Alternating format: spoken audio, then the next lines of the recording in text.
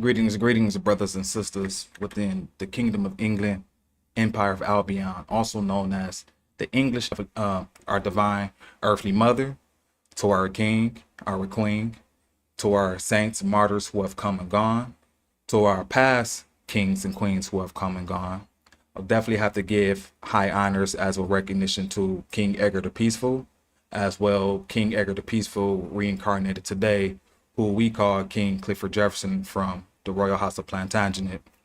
Also have to give honors to the trustees, to the brothers and sisters within the realm who are doing good deeds and random acts of kindness all the time, to those who are doing what they can to find themselves in this day and time, so therefore they can, as those just like us, can step back into the positions that they were obligated to do this lifetime.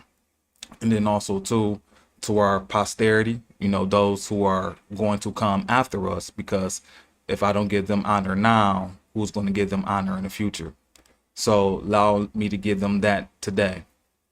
So we're going to continue off of what we have been reading, the other three parts, which was called The Irish Origins of Civilization, Volume 1 by Michael Tessarian. And today we're going to be doing part 4.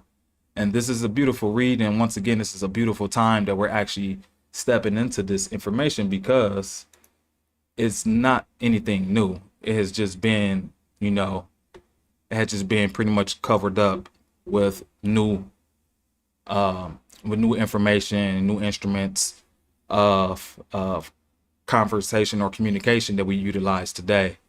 And that's why it's our obligation for those who know this is connected to them to do that work first. So we're not saying you can't go and, have a little good time. It just, don't forget, you need to take care of your homework first. And this is homework, and whether you understand that or not. So, but before I did, get started into part 4, and like I said, this is homework. Part of your homework is your remembering in regards of your genealogy or your family tree, your ancestry, however you want to slice and dice it. It is still work that must be done. Whether you put it off now or you have to repeat, another lifetime to come and do it, you're going to still have to do your homework. So I have been doing a little more work in that department, especially when it comes down to my genealogy. Now, I always go and speak in regards to me. It's been a Belmont or Belmont, however you want to, explain it or who you're talking to. But Belmont will make more sense. But also have to give recognition to the other half of my bloodline. And I can't say for sure my paternal or my father's side, because, he does not exist, even though I do have half of his genetics. But what I do have, and for those of you who are doing this great work, I'm going to show you how to do this with exactly what you have already, what you can corroborate with.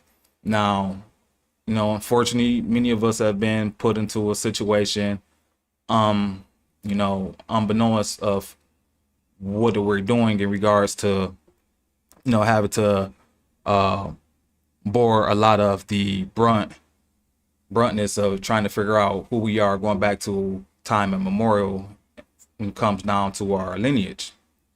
And I understand it may be hard, especially if you don't have your father, but we do have our mother, and our mother not only have a mother, but she also has a father. So that's the part I'm going to be utilizing today to explain, because my Belmont side is all from my maternal, my mother and my mother's mother. But my mother's mother, or my grandmother in this case, received Belmont or Belmont from her father. Now, my mother, if she would have received her father's name, it would be Hart. So my grandfather on my maternal side is a Hart. All right. And once I started understanding that, things started making more sense. When it come down to me explaining, who we are, where we come from, and why certain certain backgrounds or cultures and civilizations, why I gravitate to that more compared to others. Well, we're talking about the Irish origins of civilization, right? Well, I'm going to pull up what I was able to find on Heart. And I didn't go too far because, I want to stay on topic today. But I'm going to share a little bit with the audience for those of you who are on here. But before I get there, please don't forget to like, share, subscribe. If this is the first time you hear my voice, there's many different videos that I have done that you can go and check out. I highly recommend you to do so. Also, if you never had the opportunity to go and check out the Third Temple English Church of England on YouTube, please go and check that out, because that is the church, that is the body of remembrance for the English people and those who are wanting to uphold the intellectual movement that we are obligated to do this lifetime. So with that being said, I'm going to go ahead and pull up our friendly page, which we always love utilizing, is the House of Names. All right, so this is the House of Names. Once again, for those of you who've never seen it before, I'm going to try to adjust the screen a little. Excuse me. I'm going to try to adjust the screen a little bit so you can see it. All right, give me a second. Okay, here we go. Heart.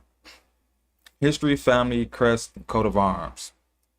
And, it doesn't show heart in H-A-R-T in English or tying back to England, but we know the heart spelled H-E-A-R-T does. So only thing that is missing here is just the E between the A and the H. But without the E, it goes back to the same origins of Germany, Ireland, Israel, Scotland. Now, we're not speaking in German, of course.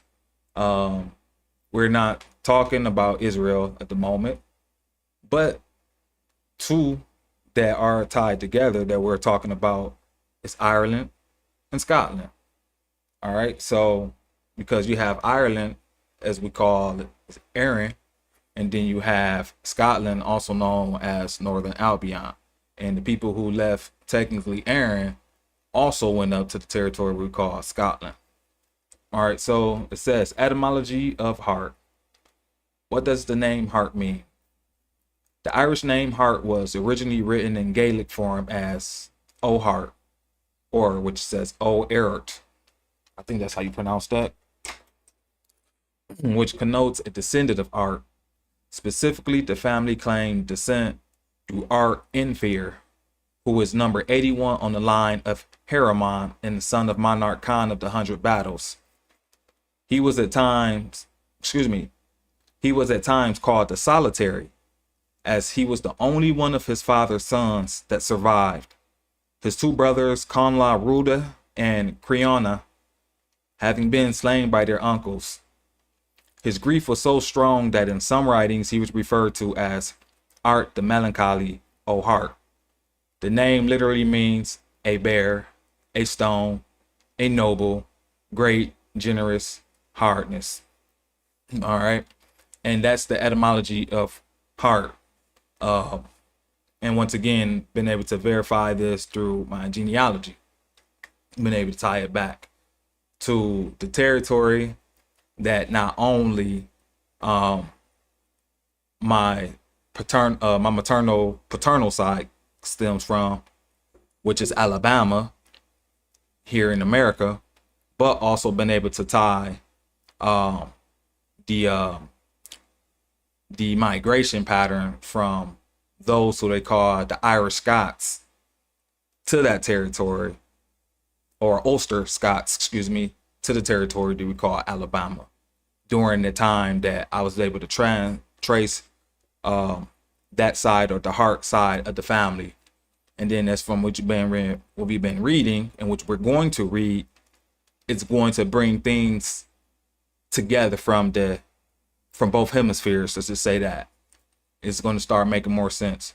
But it said, before we go there, so it says specifically the family claimed descent through Art-Infant-Hair, who was number 81 on the line of Haramon, and son of the monarch Khan of the 100 Battles. Well, we need to know who is Haramon, especially if the Hart family is claimed descent on the line of Haramon on the number 81. So technically we talk about on the pedigree or in genealogy or ancestry. So let's see Haramon.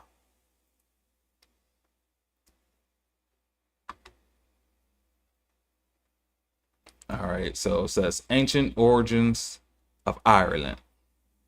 So according to the Irish tradition, the ancient kings of Ireland were the descendants of King Milesius of Spain.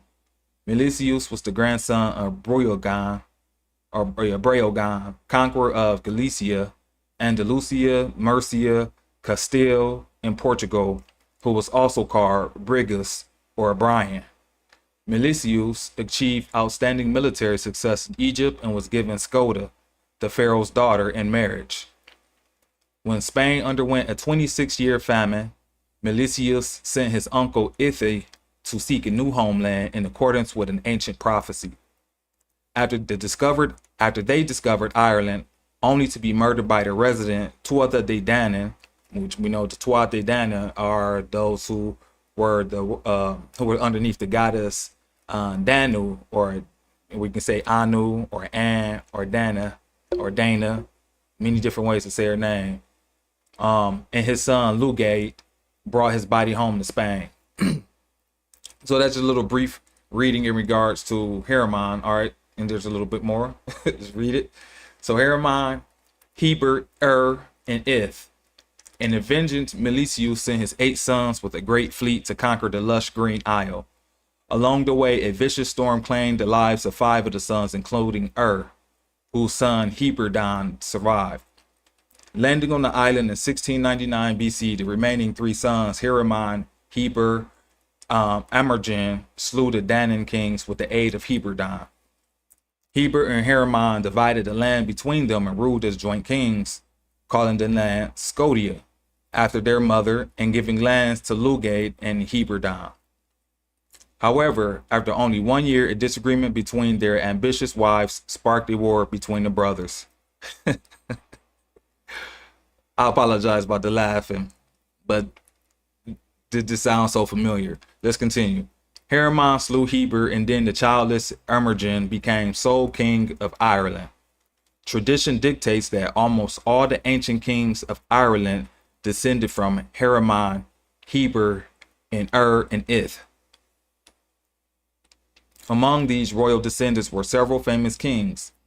These include Khan of the 100 Battles, who was so called due to the hundreds of military victories he achieved during his lengthy 2nd century reign, which ended when he was assassinated by 50 thugs disguised as women. Wow. The 3 caliphs were brothers who were banished from Ireland in the 4th century after usurped as monarchs by the son of the uncle whom they had previously overthrown, exiled to Scotland for 30 years before their eventual pardon. They took the name Scotia with them, transferring it to that land. All right, so now we're understanding how Scotland got its name. Ireland was subsequently renamed in honor of brother of Heber and Haramon. All right, so pause. So now we're getting an idea and the story of the descendants of Haramon, aka the those who are underneath the surname Hart, who I am the descendant of. So, and it's tying all the way back to Egypt. Also, Queen Skoda, whose name was transferred to the territory that we call Scotland, which they call the Scotia. So Haramon was the son of Queen Skoda. All right, and then we're going to also go to a Wikipedia page to talk a little bit about Haramon and maybe another name or another way how he spelled his name, which is spelled Erimon, which is spelled Erimon or Erimon. Erimon. Y'all know about that. So, and so we're going to read a little bit about this. Niall of the 9 hostages. So later in that century, Ireland was ruled by King Niall or King Neil of the 9 hostages. Neo Noigialach, I apologize if I butchered that up, birth and date circa 4th and 5th century, whose military exploits are said to have made those of King Arthur pale by comparison. Defeating the Romans in Gaul and Britain, he prevented a Roman conquest of Ireland and gained his name from his habit of taking important captives from each of the 9 nations he conquered during his career. His reign of Ireland differs with each reference consulted. The Annals of Four Masters dates his succession to 378 and death at 405. Laeghaire MacNeill became the first Christian monarch of Ireland. All right, so we're going to look at that hopefully today as well. If not, we'll do another video about that. But we just read Laeghaire MacNeill became the first Christian monarch of Ireland, and that is after King, excuse me, who did I just pass? That is right after Khan of the 100 Battles time frame. But he's a descendant, so King Anil 9 Hostages is a descendant of Khan of the 100 Battles, and then we see King Neil prevented Rome from conquering Ireland. So as we can see, Ireland, out of all the territories that we know of so far in that hemisphere in Europe, Ireland is the only one that has not been conquered or touched by Rome. Ireland, let's repeat, Ireland was never touched by Rome. So if Ireland was never touched by Rome, and we're tying the first Christian, I don't want to get off topic, but keep your mind open about that, because y'all hope you see where I'm going to from here. But let's continue. I don't want to get off topic. All right, so it says Brian Boru, the most celebrated of all Irish kings, was Brian Boru, circa 941 to 1014, who tradition credits with the introduction of hereditary surnames to Ireland. Okay, that's good to know. He deposed Malachi II as monarch of all Ireland in 1002 AD. Though the succession was amicable and Brian retained Malachi II as a valuable ally, in 1014, the Danes, who already controlled all of England and parts of Ireland, challenged Brian Boru for the leadership of Ireland. Fielding an army composed of forces from the provinces of Munster and Connacht, Brian Boru led the Irish into a decisive victory over the Danes and their allies, permanently ending the Danes' dream of establishing their supremacy in Ireland. However, Brian Boru was slain in battle at the age of 88. Malachi II reascended the throne, where he ruled as what many consider to have been the last absolute monarch of all Ireland. After his death, the various provincial kings descended into endless quarreling amongst themselves in futile hopes of ruling the entire nation. All right, so as we're going to see, Ireland, after a while, just pretty much, even in its beginning of its conception, was constantly dealing with BS. Let's just say it was always either some invading force or new people coming in, they're trying to protect, and all this and that. So Ireland constantly was underneath, as we can see, consistent protecting itself from outside forces.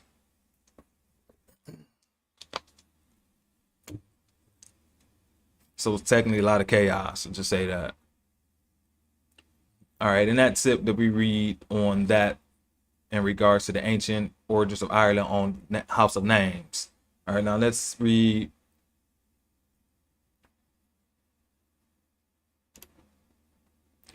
Ahriman on, or Ahriman, however you want to say his name, on Wikipedia.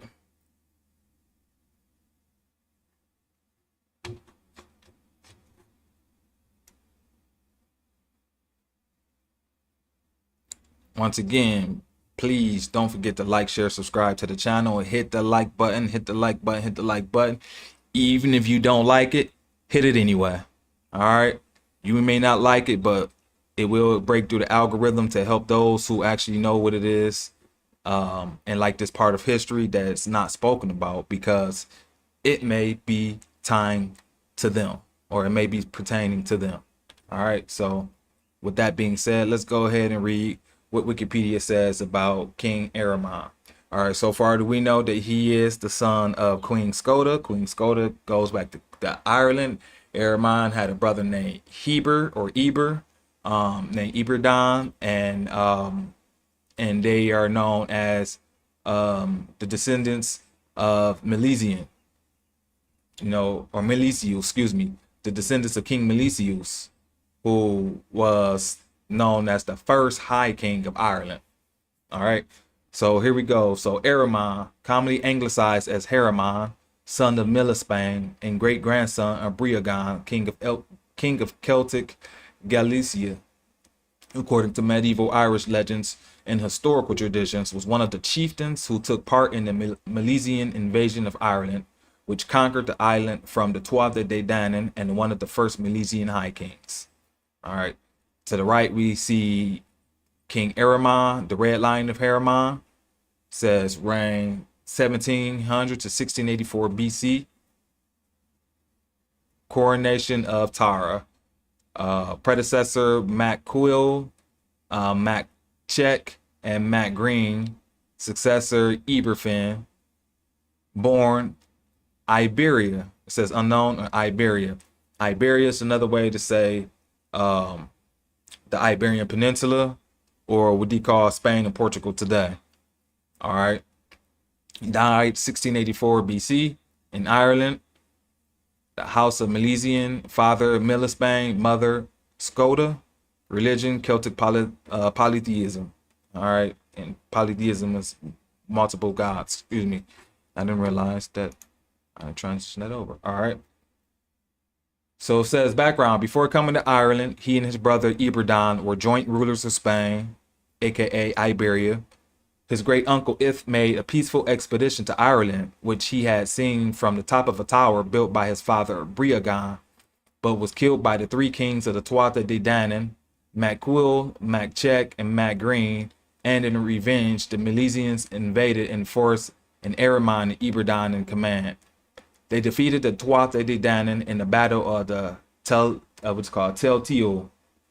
Eberdon had been killed, and the high kingship was divided between Eramon in the north and his younger brother Eberfin in the south. All right, so, and then once again, you see the time frame 1700 to 1684 BC, and it said Spain, or in this case, the Iberian Peninsula. So this is what the descendants of Hart can be traced back to, because of they are tied to King Eramon. All right, which is like you see the Iberian Peninsula, called or known as Iberia. Now, we already spoke about who was there at that time. BC, they say it's known as before Christ, but also only folks at this time who will be in this territory, who will be utilizing BC. Let's go to it.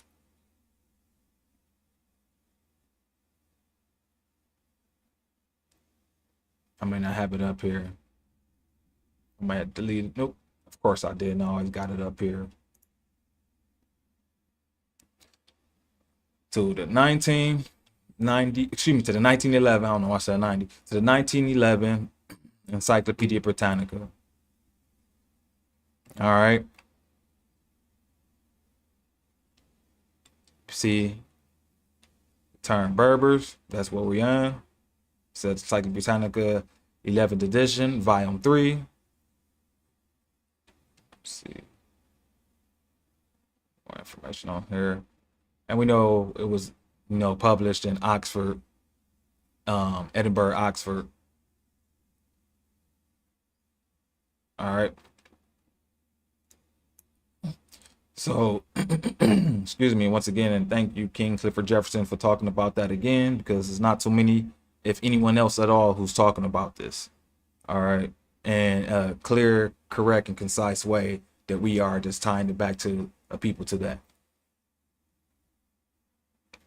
All right, so it says, connection has been traced between the early Libyan race and the Cro-Magnon and other early European races, and later the Basque peoples. When the Basque peoples are the people who would be the indigenous folks in the territory that we will call ancient, Spain or whatever, Iberia. But you also have the Iberians, who are in Iberia, Picts, Celts, and Gauls. The megalithic monuments of Iberia and Celtic Europe have their counterparts in northern Africa. All right, so now we're talking about so-called Ireland, going down to Iberia, aka Spain, Portugal territory, tying now to so-called North Africa. All right. So it says it's based up, so there's a connection that has been tied to the earlier living races. The earlier living race were known as Berbers. So the earlier living race were tied to all other European races, or other European races, and these people who were known as Basque, Iberians, Picts, Celts, and Gauls. So that'd be the territory of northern Scotland. That'd be the territory what we call Ireland. And that'd be the territory that we call once again Portugal and Spain. And then the territory that we're talking about, Northern Africa, would be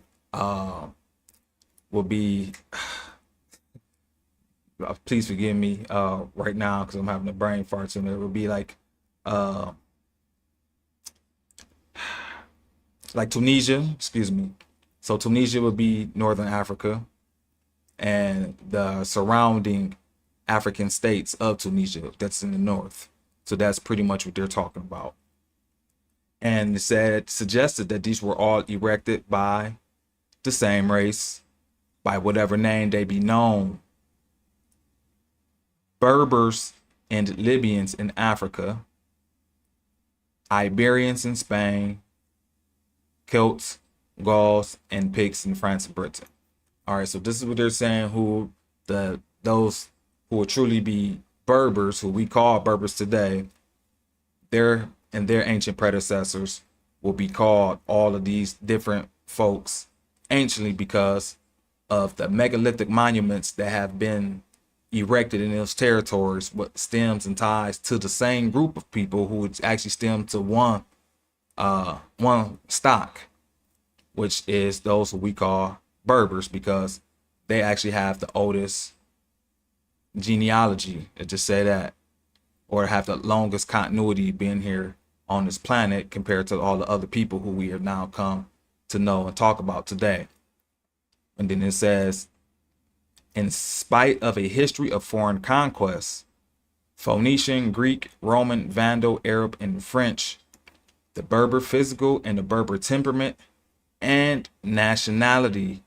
Remember, nationality we always hear talk about, but that's the characteristics which tie people together, other things besides that, but that is one part of it, and have persisted since the Stone Age. So the nationality, the physical type, and the temperament of those who are known as Berbers have persisted since the Stone Age. All right.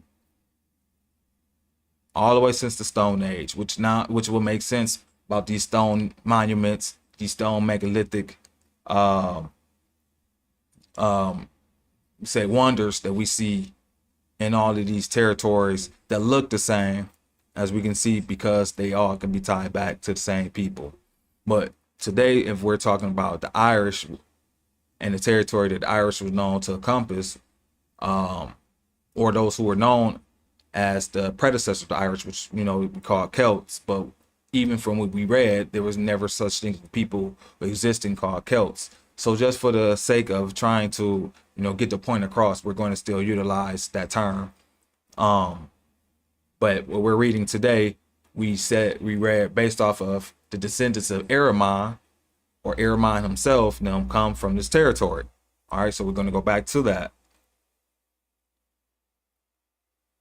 And Skoda, Queen Skoda. All right, so let's go back to that real quick before we go jump into the book. I just wanted to get this out of the way first, because I know that if we get into the book, we can get lengthy, and then many of you may not pay attention to it.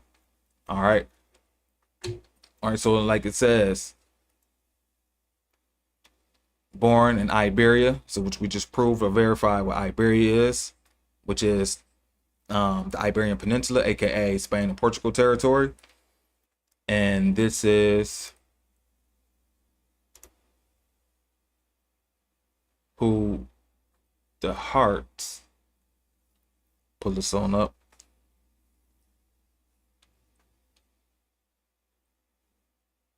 from Ireland, say also Scotland too, but we just talk about Ireland right now since this is what we talk about video wise.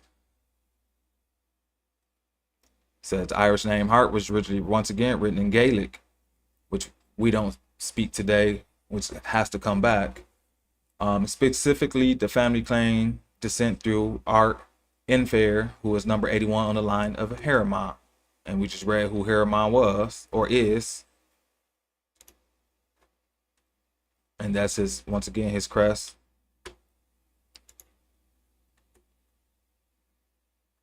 All right. And then there's other ways how Hart is spelled in Irish, Hart, O'Hart, Hart, Macart, McCart, Macart, or Macart, or McCart. And then some notables of the Hart family, the early Old Hart line was, line, who were lords of Tafia. Also of note was John Hart of New Jersey, one of the signers of the American Declaration of Independence. All right, now it's crazy, but that's that. Because we know, for those who haven't done the research, that the Irish themselves weren't actually considered subjects of Great Britain underneath the 1707 Acts of Union. That was just for Scotland and Ireland, Scotland and England at that time. But we know going back before that the kings of England were also known as the lords, had the lordship of Ireland as well. So those who come from Ireland will still underneath the protection of the King of England as well. All right, so what did I want to get to on there? I think that was, yeah, I think that was probably it. All right, so now I'm going to go ahead and get into the book.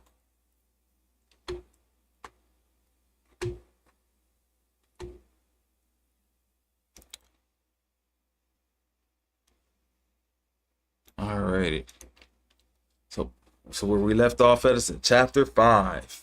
Chapter 5 is titled The Aryans, or the Aryans, or the Orions. In ancient times, there lived a noble race of men called the Aryans, or the Orions, speaking a language not yet Sanskrit, Greek, or German, but containing the dialects of all.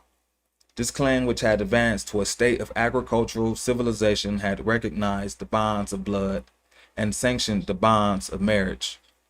That they worshiped nature, the sun, moon, sky, and earth. Their chief object of adoration was the sun. And that's from Sarah Elizabeth Titcom's Aryan or Orion Sun Myths, 1899. All right, so far from that, we should be ready to understand, which we got also from the introduction, that Aryan had nothing to do with so-called skin complexion. I repeat, it had nothing to do with skin complexion. It had to do with your spiritual nature, and you had to have a high level of morality to be considered, to have that title, because that's technically what it is. It's a title, or a status. All right. So the word Ireland comes from Ari, or Araya, or Iria land. So Aryan land, or Araya land, or Ari land, meaning the land of the Arya, or Aryans, or Aryans. In Indo-European languages, the term alien meant Lord or God. The letter A was transposed to E, and so we have Iri, or Ire, or Aaron, and Erin. All right, so as you can see, because of how we can change up our vowels, since vowels are interchangeable, A, E, I, O, U, then they were able to utilize the transferring the A to the E, and you have different names or different ways to identify the same territory or the same people. All right, and then it'd be utilized one of these other variations in a different language, but once again still tying back to the original stock, or the original root, or the original people who was talking about. All right, so the ancient Irish, being inherently romantic and spiritual, believed their land to be a living goddess referred to as Ari or Iri. In various myths where the goddess and others appear and speak, they do so as personifications of the land itself. Pause. And once again, as you understand, or have you, everyone who's been hearing me or have always known me so far, I always call, the planet the divine mother, because in which we all, most of us, come to grips to call it that, the divine mother. So in a way, the planet, it is a goddess. She provides everything that we need in regards to our sustenance. And so in our predecessors, they used to call the lands that they used to come to, personified goddess. So we have to remind ourselves that that's the way that our predecessors used to do things. And if we are a carbon copy of them, then we should be doing it that same way, and hope that we start getting the same positive response that they were getting. All right, so let's continue. In various myths where this goddess and others appear and speak, they do so as personifications of the land itself. This mythological idiosyncrasy did not originate with the Greeks and their Demeter, or with the Hindus and their Prakriti. Hope that's how you pronounce that. It came from Ireland, the land of forests, Enis na Fidabat. To be specific, in Irish mythology, the land did not bear the name of one goddess, but three. All right, so that's another way to say the trifold or the Trinity. All right, Ireland was named after Eri and two related queen goddesses named Fadla and Banaba. This convention of the three tutelary goddesses, or chieftains was emulated by the Egyptians, whose nomes or sacred cities along the Nile were always dedicated to a triplicity of gods. All right, so as we just read, even going back to ancient Egypt, the lands were known as a triplicity of gods or goddesses. Gods or goddesses. All right, but today we don't do that. So these are, once again, this is our habits that we must return to if we're going to be walking in the image of our foremothers and forefathers. All right, so let's continue. This convention, I read that. Again, it was from Ireland that the idiom originated. All right, so once again, so the triplicity or the triplicity of the goddesses being what we named the lands, or the lands being named after three goddess or goddesses, originates from Ireland. So as we can see, they're saying Ireland is the motherland to this tradition.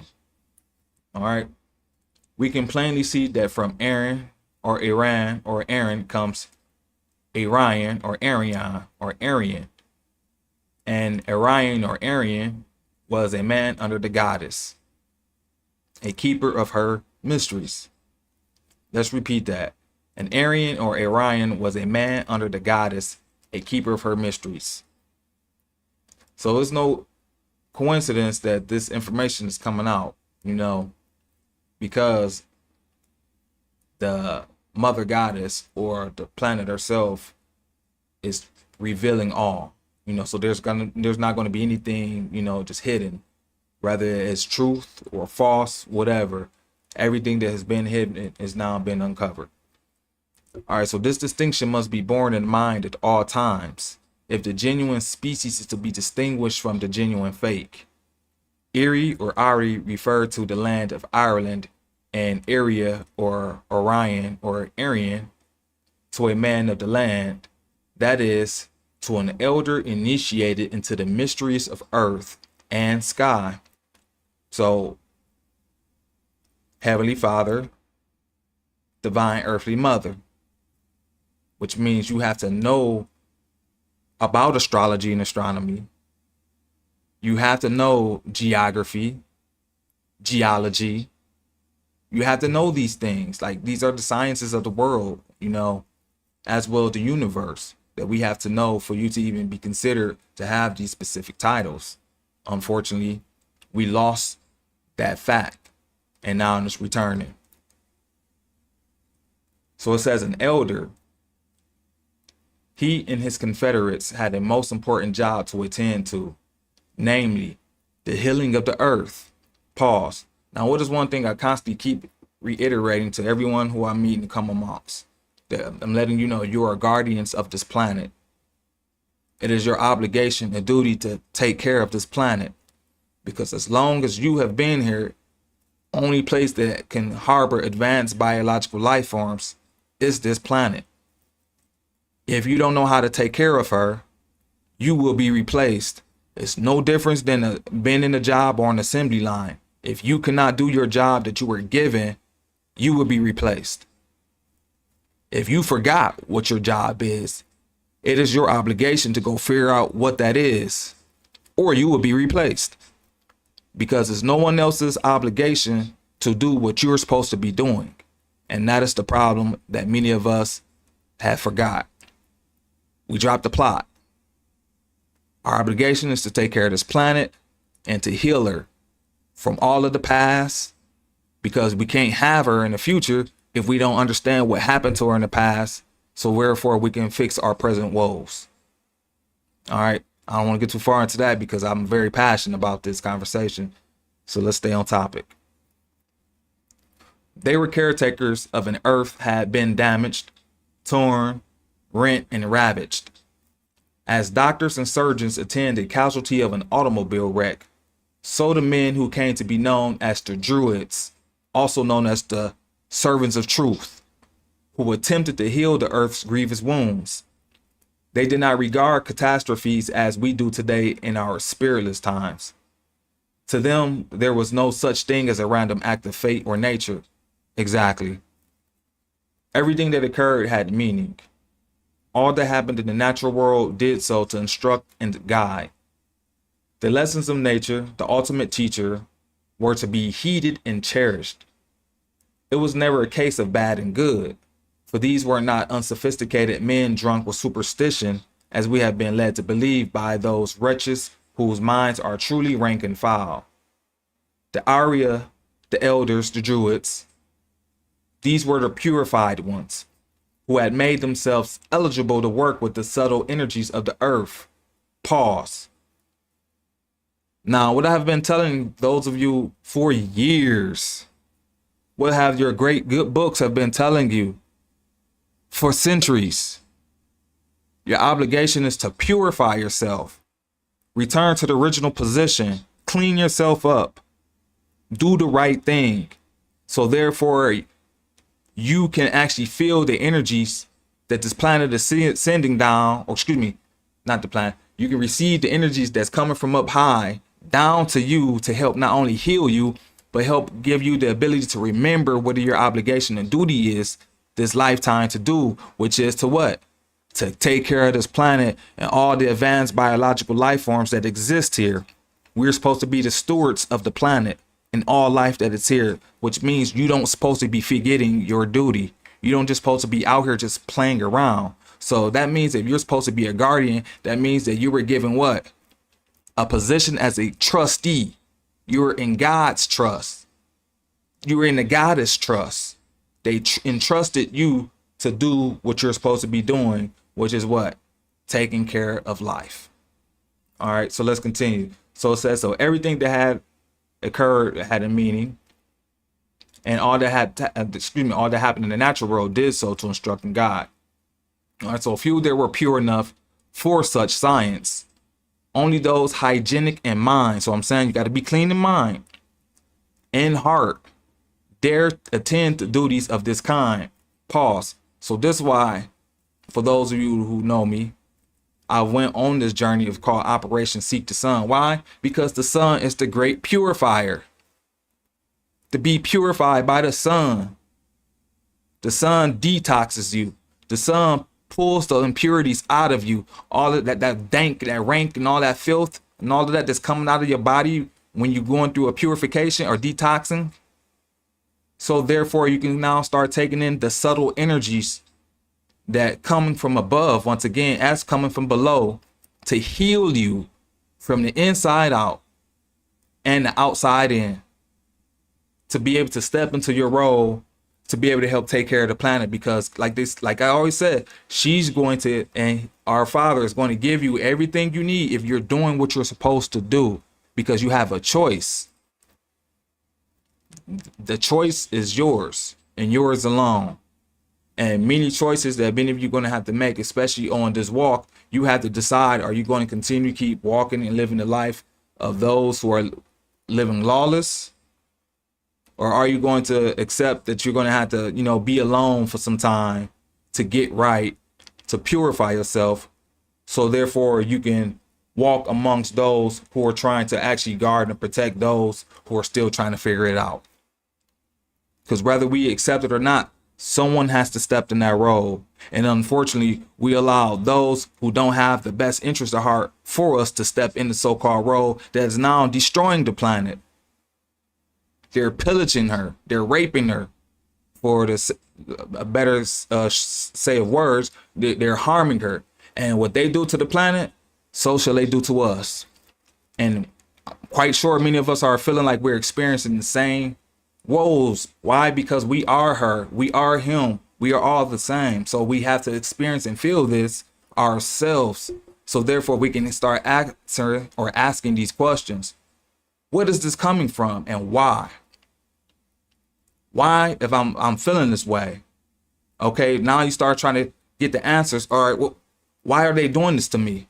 Now you're trying to find the answer. Okay, why are they doing this to this planet? Now you're looking. So now you're seeing that it's a microcosmic effect that's affecting the macrocosm or the macrocosm. So some so little is affecting something us large as a whole. And we're trying to figure this out, how to solve this problem. All right. So let's get back to the read. It says, once again, only those hygienic in mind and heart dare attend to duties of this kind. So you have to ask yourself, why are they polluting the morality of the people today with all of this BS that's out here now? Because you won't step up to fight for the planet or speak in favor of the planet, or for those who can't speak for themselves for their best interest. So they have to keep you polluted with filth and toxicity. But once again, that's the reason why they wore all white. All white was a representation of being clean, being pure. It had nothing to do with skin tone. That's what they want you to stay into, because now you're going to be fighting amongst each other when you shouldn't be fighting amongst each other. You should be working with each other to help figure out these issues that's plaguing the whole planet and every so-called race and ethnicity as a whole. Not only every race and ethnicity, but it's also plaguing each and every land and continent that you go and try to encompass and try to enjoy. So once again, this is not a problem that's happening to just a individual or to just a random group of people. This is happening to everyone on the planet. Whatever you claim, you all are suffering from the same plight, because we're all here.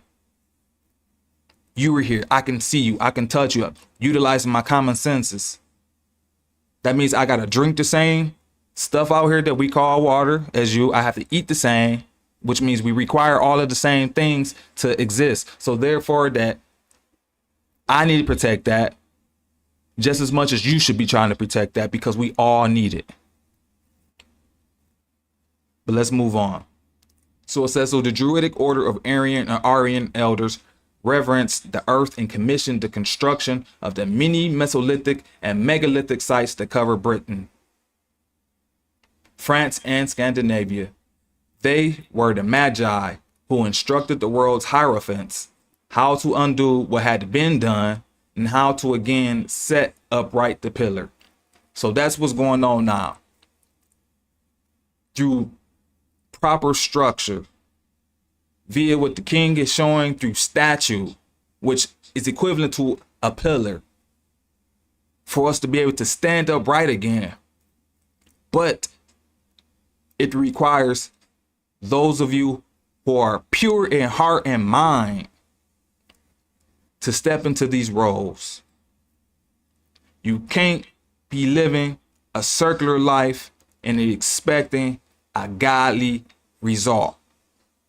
It does not work that way. It has never worked that way. They have proven it time and again that you cannot be doing what you see out here in the civil world and thinking that you're going to get the fruits and the rewards that the Most High has literally has promised.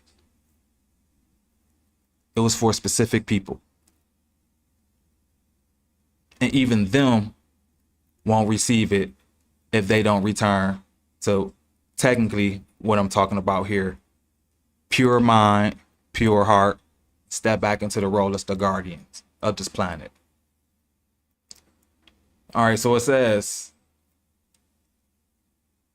an ancient poem on the Druids. Theirs were the hands free from violence. Theirs were the mouths free from calumny. Theirs the learning without pride, and theirs the love without venery. All right, so we have to step back into that. Our hands should be free from violence. There should be no reason why we out here trying to learn ways to how we should destroy and hurt another man, another woman, or even animal, or even the planet.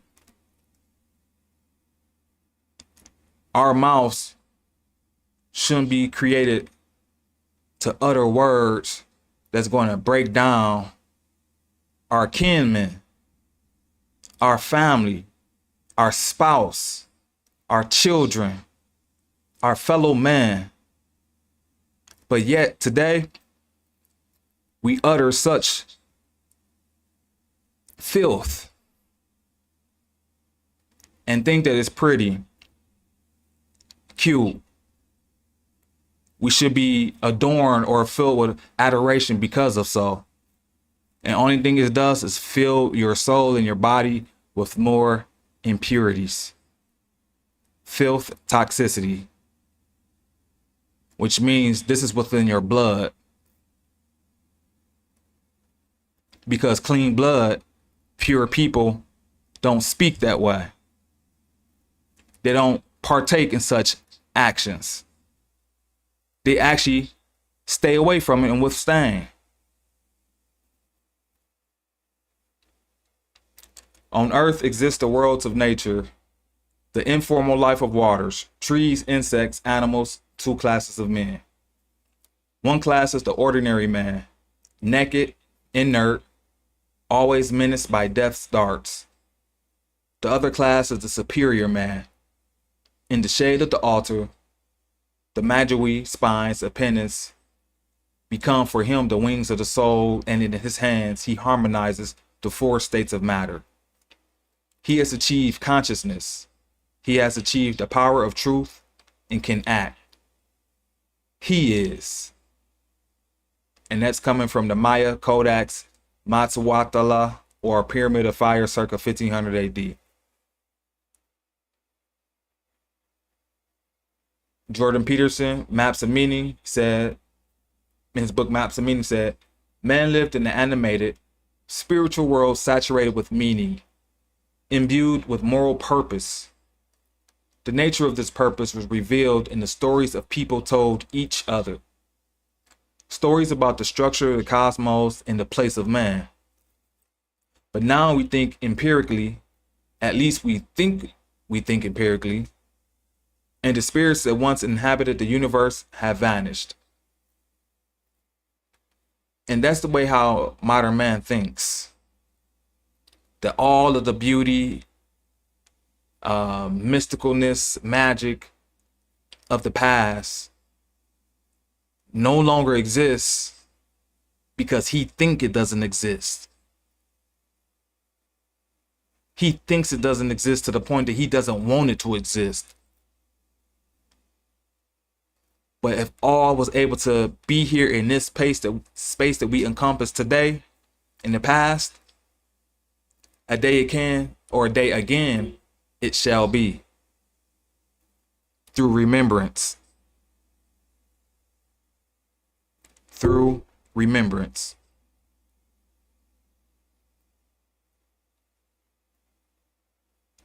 All right, the names Eri and Ari correspond closely and suggestively to a name once used for the land of Egypt in Are.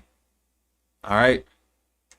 It is also akin to Pteria, the capital of the Hittites of Cappadocia, modern Turkey. The word Ptera refers to Ireland and its inhabitants, with whom the Hittites, Syrians, Phoenicians, Minoans, and Sumerians were related. All right, pause. So, like, many people don't realize, because they think so much time and gaps in history, that these folks just no longer are the same people. They just miraculously evolved to be a whole new identity and ethnic stock, when that's far from the truth. You are, no matter how much time has gone, what you were when you were originally created. Going all the way back to the first man and the first woman. What they were created and designed to do, you supposed to walk in that likeness to be doing as well. And clearly, from what I've been reading and researching, they're designed to do what? Take care of the garden. The garden is the planet. And they didn't do that. And they got kicked out. So it sounds very equivalent to the people who we are calling been kicked out from their homelands and stuff like that, because they were attracting, consequences to themselves because they weren't doing what they were supposed to do as stewards. All right. So it says the capital city of the Phoenicians in Palestine were known as Tyre, meaning place of Eri or Ari, or Arians or Orions. We find little essential difference between this place name and that of Tara, the capital of the ancient kings and druids of Ireland. We might ask if it is a coincidence that so many place names in Eastern Europe, Asia Minor, Egypt, Africa, and the Levant contain Gaelic word roots. For instance, Sumeria, you have Sum and Aria, or Sum or area. Tura, Sudan, you have Dan from Danu. Jordan, Sharadana, ancient name or Sardinia. Syria, Iran, Argos, meaning Greece. Naharana, which is Mesopotamia. Arvad, Phoenician island.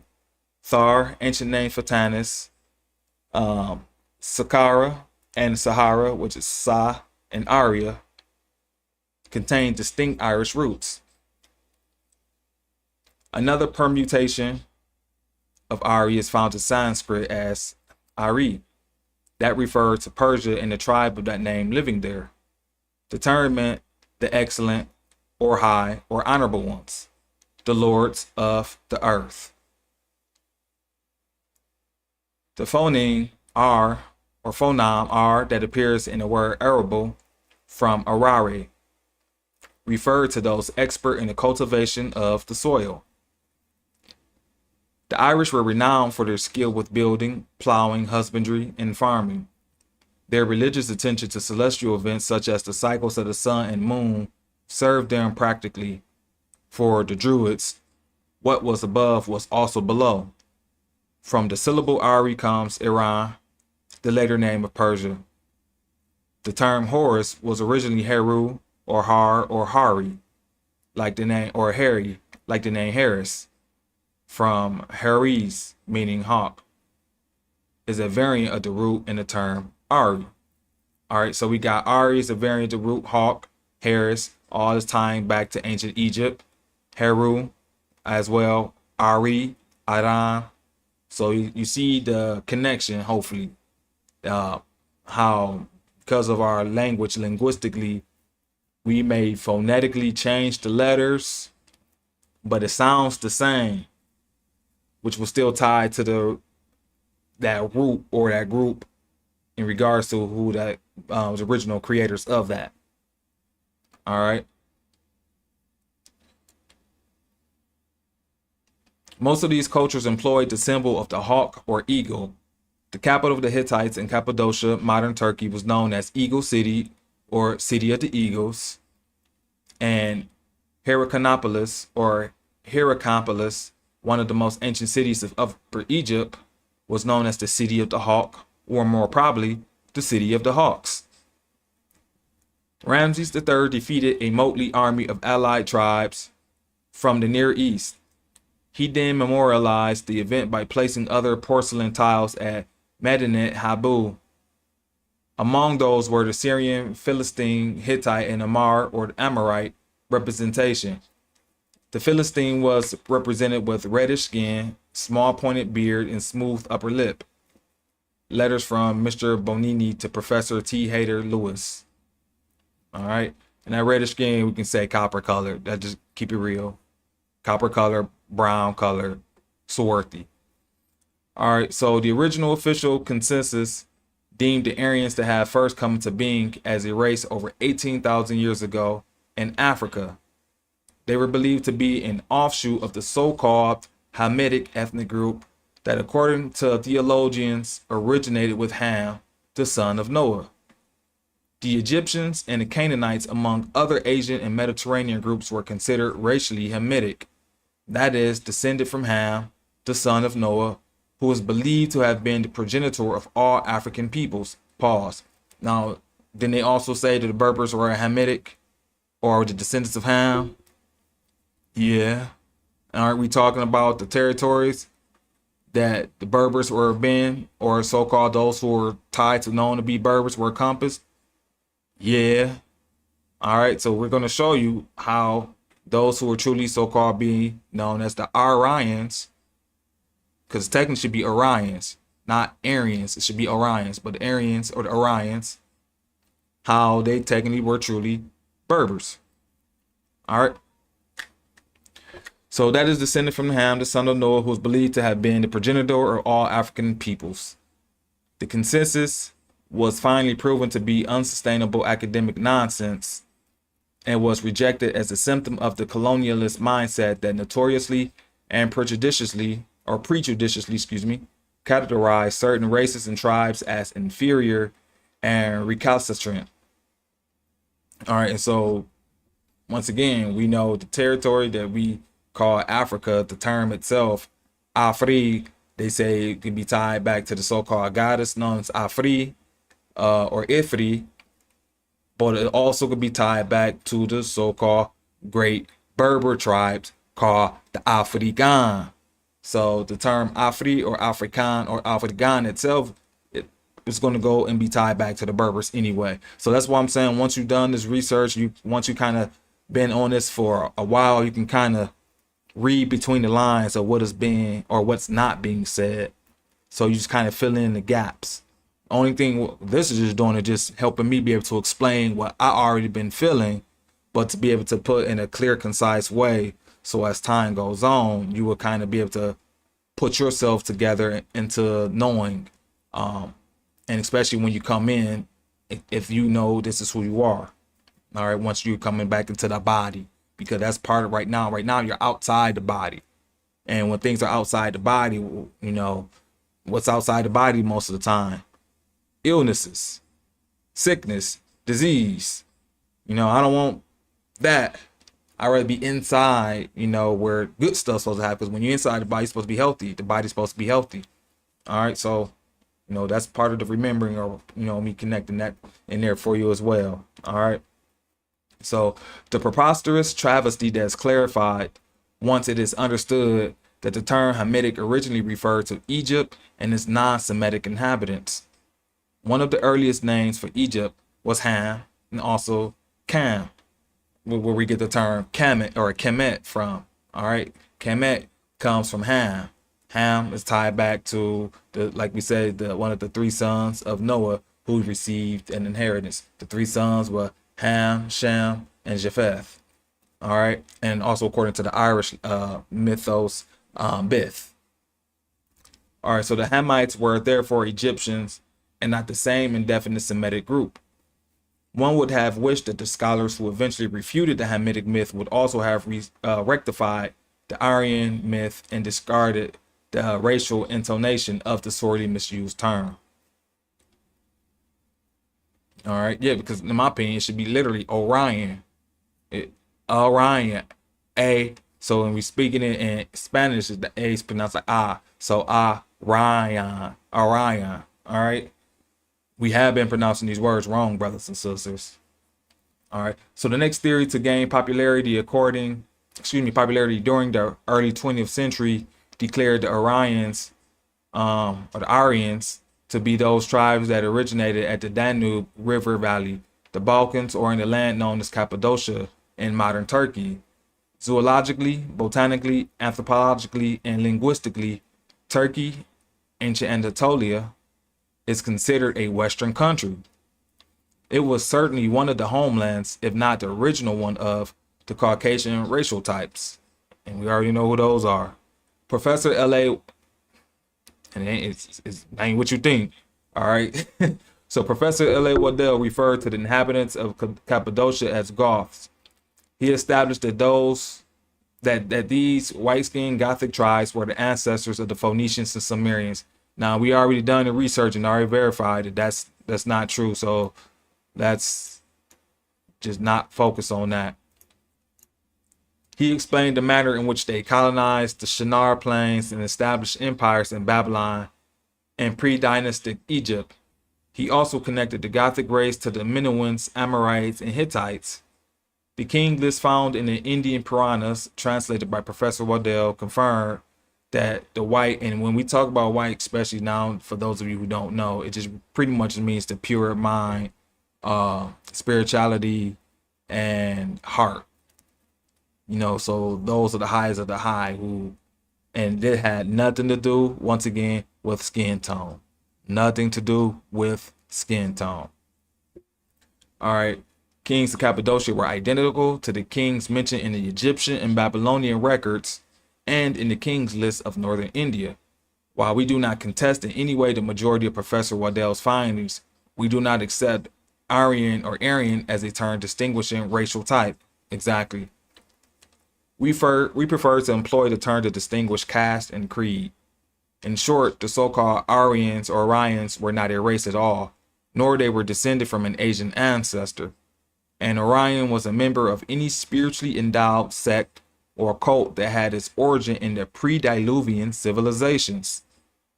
Sadly, a lot of vexatious problems have arisen in the study of race and language simply because the world's academics have paid no mind to the existence of the great prehistoric civilizations mentioned in so many of the world's myths and legends. The term Orion or Aryan has been misapplied from the beginning. When one interpretation foundered, another one just as preposterous was invented.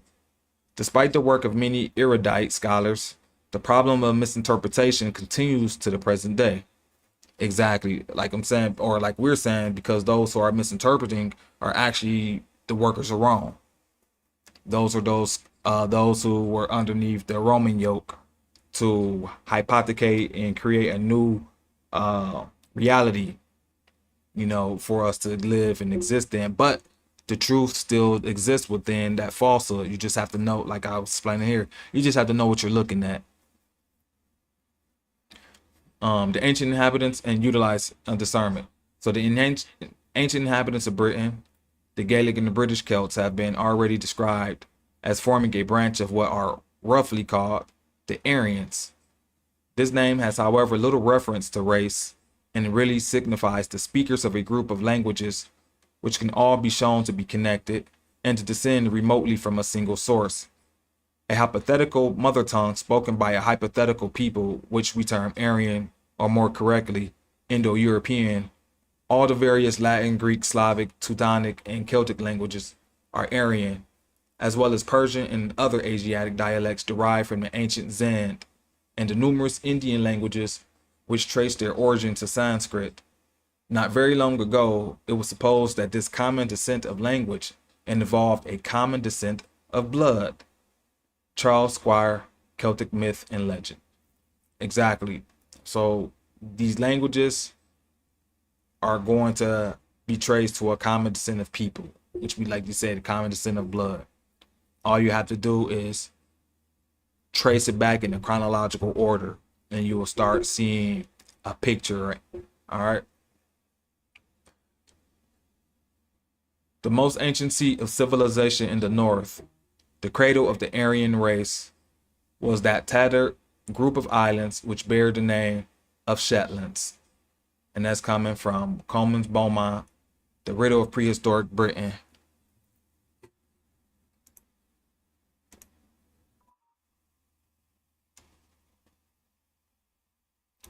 Greetings, brother Miguel from the house of Miguel. I apologize, nobody didn't realize that you was there.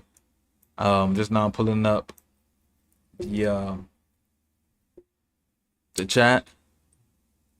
Hope you had a great day, Noble.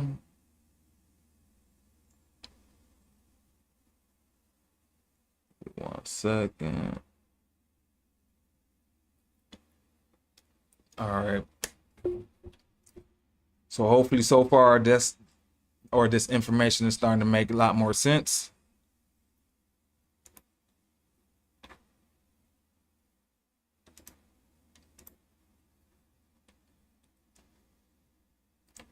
The area sophist or area sophist. We have Arthur Comte de Gobiano, 1816-1882, Guido Carl Anton von Liszt, 1848-1919. Right here, I'm assuming. George Langs, 1874-1954. Houston Stewart Chamberlain, 1855-1927. Rudolph John Gorselbaum, 1883-1930, and Alfred Rosenberg, 1893 to 1946.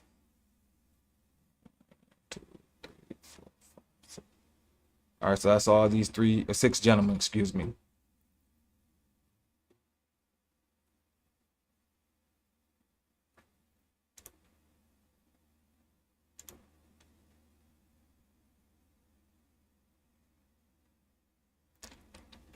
Perfect, Noble. Glad to know that you're here still learning. Hopefully this information is going, it ties into Scotland's history and also to England's history, because for you to understand the English church, you have to actually understand the origin of the Irish. All right.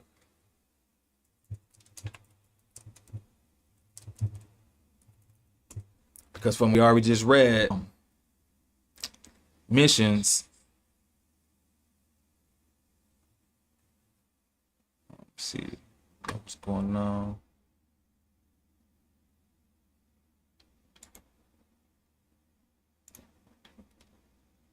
So something screen. So hopefully my video can actually like play the right way. It's not buffering, causing problems.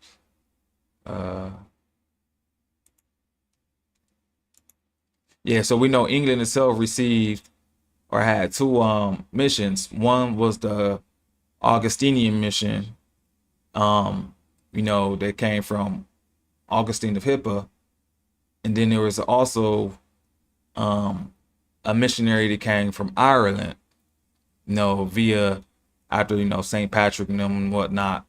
But St. Patrick was the missionary that came to England. And he came to northern England. So the Irish missionary was in northern England and established the church. But the mission in south of England was the ones who were influenced by the Roman Christianity. All right, so the south of England was underneath Roman Christianity. North of England was not. They were underneath the Christianity that came from Ireland. And remember, Ireland, whatever they had, came first. And it comes down to a little bit more of pureness because of they had no connection with Rome.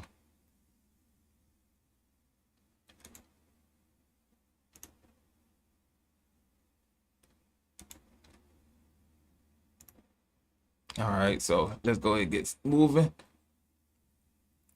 All right, so he says, so a few of the main propagandists and obscurantists whose spurious and incendiary writings on race, the Anglo-Saxons, the Teutons, Darwinian evolution theory, theosophy, neo-paganism, geopolitics, or geopolitics, zoology, genetics, eugenics, and racial hygiene, etc., succeeded in blackening the term Aryan, making it in the study of the Aryans or Aryans largely taboo throughout the world. Like Adolf Hitler, Heinrich Himmler, and the Nazi hierarchy, these men were, for the most part, British agents. All right, not English agents, British agents, and most likely they're probably never so-called British agents. They probably from some other, background. All right. We might add at this juncture that the ubiquitous theories on the Aryan race advocated by writers from the late 19th century onwards that finally influenced Nazi ideology has little to do with the Arya spoken of here. The obscurantist writings and theories on the race of men, such as Comte de Gobineau, Guido von List, George Lance, Thomas Huxley, Houston Stewart Chamberlain, Alfred Rosenberg, Karl Holzhofer, and other British and secret society funding propagandists, has not blinded us to the truth regarding the original Arya. We are only too well aware of the Freemasonic antagonist origins and tendencies of the German Order, the List Society, Order of the New Templars, Thule Society, the Armenschaft, Edda Society, the Charlerifia Lodge, German Workers' Party, Nazi Party, and other allegedly pro-Aryan anti-Semitic organizations that succeeded through their elaborate machinations, dissemination of pseudo-historical theories, and campaigns of mass indoctrination and bringing ruin to Germany, Austria, and their neighboring European countries. This is not to say that the French and the German Arya sophists were not aware of the facts we present here. One must first know a truth and must be conversant with the facts of a thing before one can expertly distort and skew perspectives concerning it.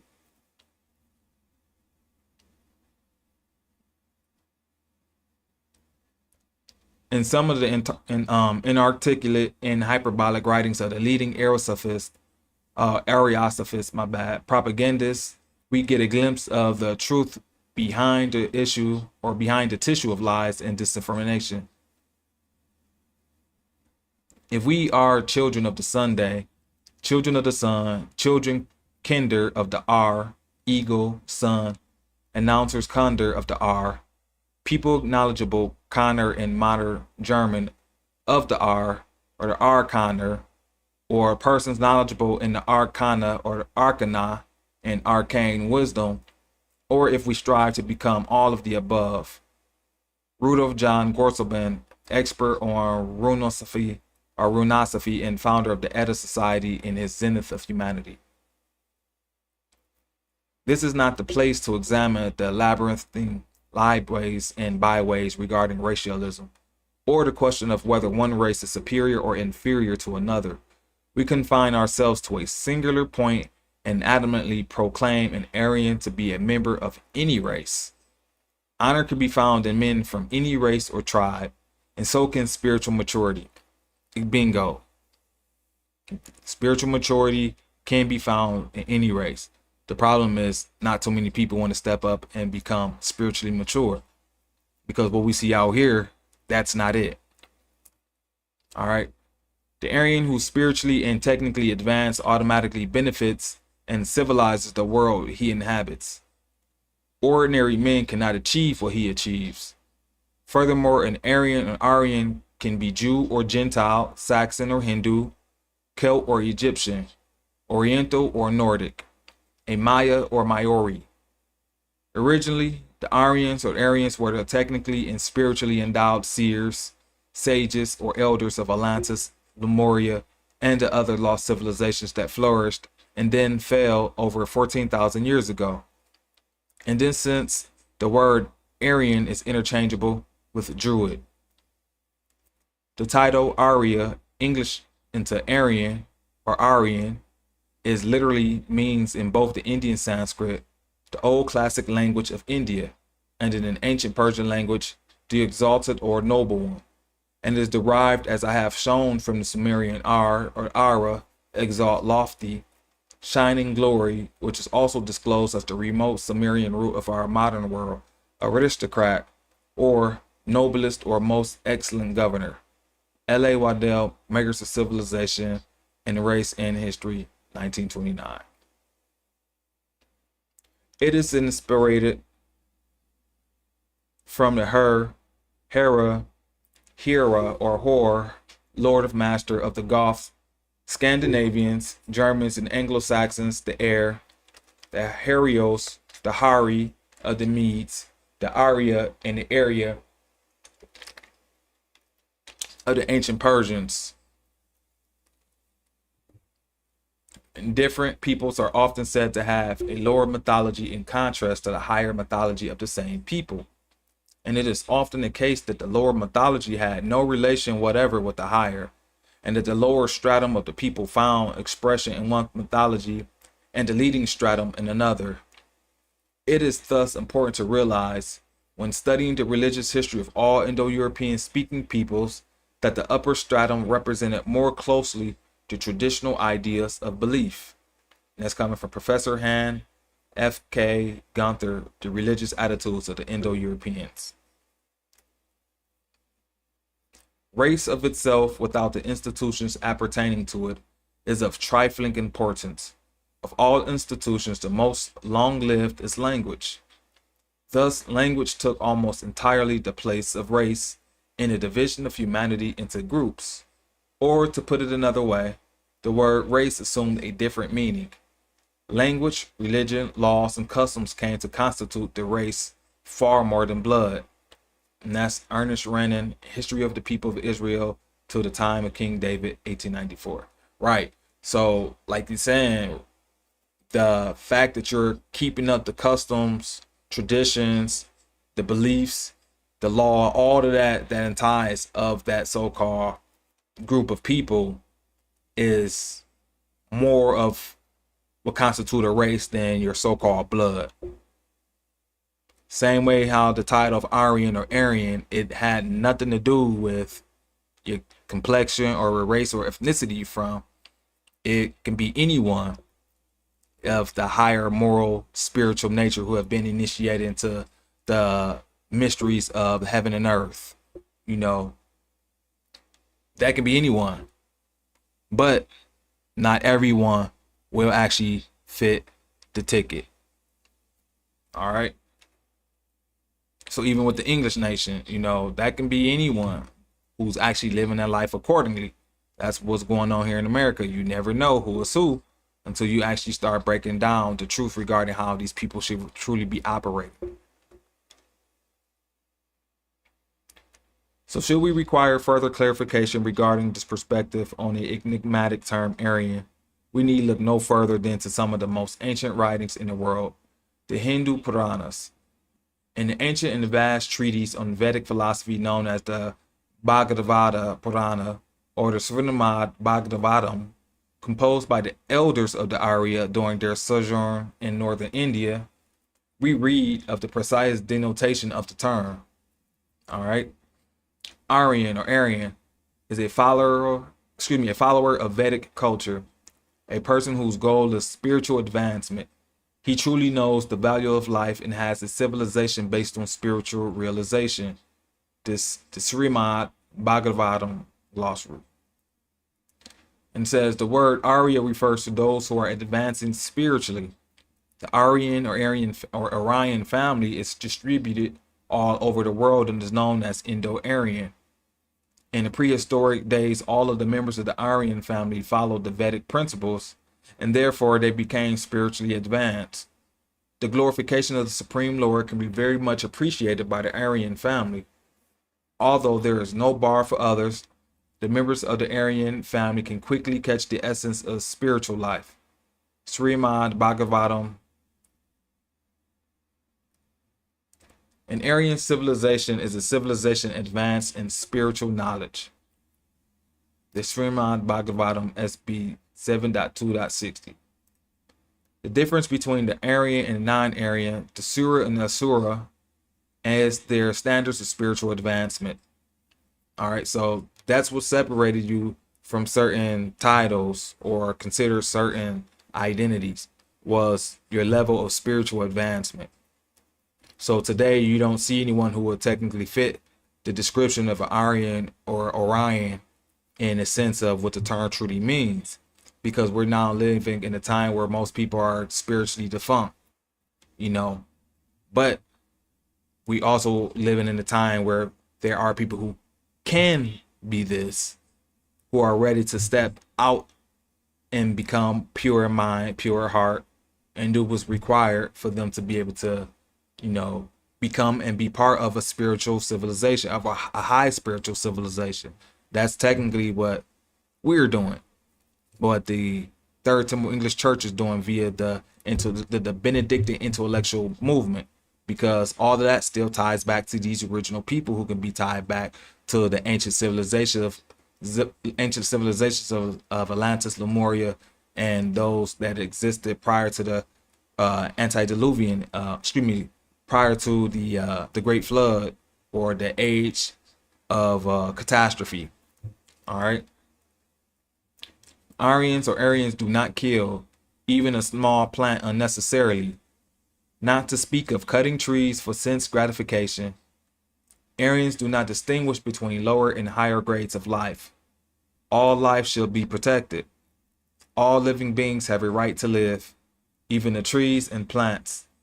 This is the basic principle of an Aryan civilization. Pause. There you have it, brothers and sisters. That's the law. The law is life. Like I've always been saying, the law is life.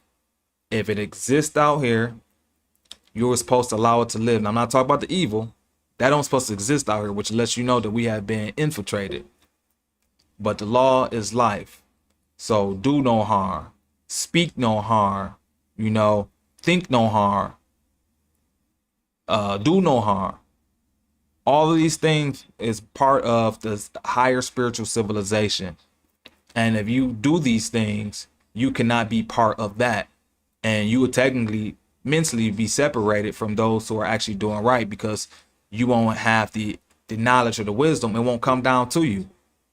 Like, certain information comes to you what they call it in degrees. So you're not going to get it just because you want it.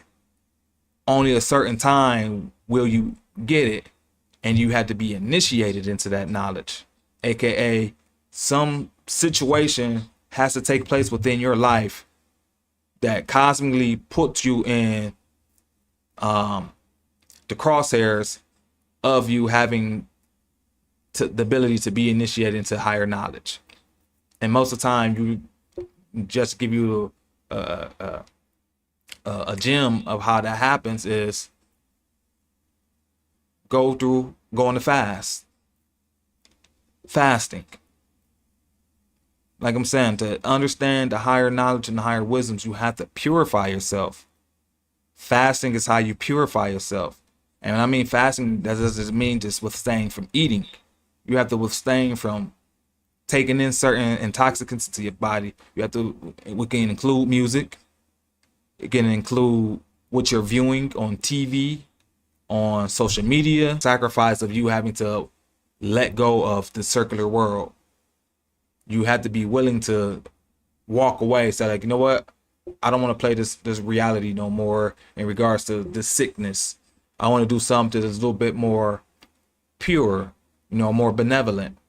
And I don't care if anyone else don't want to partake in doing this pure benevolent thing, which now my focus can be just take care of the planet. Like say, tend the garden like we're supposed to. Be gardeners. Actually, that's another great way for you to also to remove a lot of the karma off of you, so therefore you can start stepping yourself up into a higher spiritual nature. Be a gardener. Work out in nature. Work with animals. Work with plants. Work with young children. Work with elders or the seniors. These are ways for you to help pull yourself up. I'm throwing them out there, brothers and sisters. All right, let's continue. So once again, follow the rules of pretty much just doing good, being kind, being benevolent. All right. So it says, perhaps the first scholars to have regarded the testimony of the ancient Vedic scriptures, such as the Puranas, and to misapply the term Aryan was the German Orientalist Max Muller. It was apparently from Muller's investigations into comparative religion that readers began taking into their minds to believe in the rivalry between so-called Aryan and Semitic racial types. The matter became more bizarre after Muller published his books entitled Biographies of Words in the Home of the Aryas, published in 1828. In this book, Muller ostensibly distanced himself from Ariosophists. His statement certainly makes it seem that he had been insisting on the truth, but had found the German, French, and English linguists, archaeologists, and anthropologists to be indifferent to his protestations on the matter. The debate on Muller's complicity and the Aryan racial theory remains open. All right, let me read up what it says up here at the top. The massive treatise known as the Srimad Bhagavatam, considered the jewel of Vedic gnosis, that's knowledge, is but one of the Hindu Puranas. Composed by the Arya of northern India, the Puranas are officially believed to date at least 600 BC. However, they are unofficially believed to date from 3000 BC. Significantly, the Puranas have preserved the true and unadulterated meanings of the most misused term Aryan or Orion. The Vedic god Krishna is addressed as Hari Krishna or Hari Krishna, and the prefix Hari referring to Ari or Eri or the area. Hari or Hari Krishna means the white or shining Christ. All right. So that's what Hare Krishna means, brothers and sisters who didn't know that. And Krishna is the equivalent to what we call Christ, the white or the shining Christ. So that white status again. All right.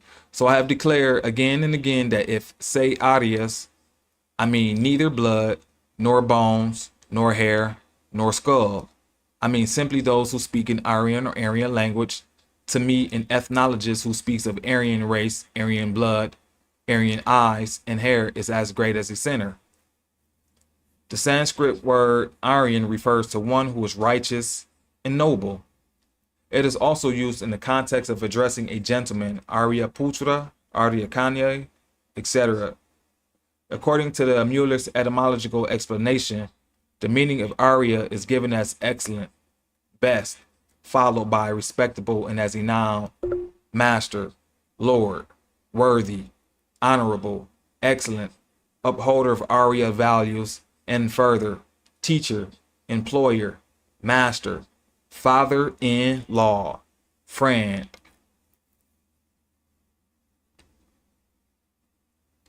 Well said, Brother McGarrell. We do have to remember our ancestors claimed that they came from God, good, compared to those people that claim that they did not come from God, good. Well said. Well said. And it's crazy that you, it's funny you said that.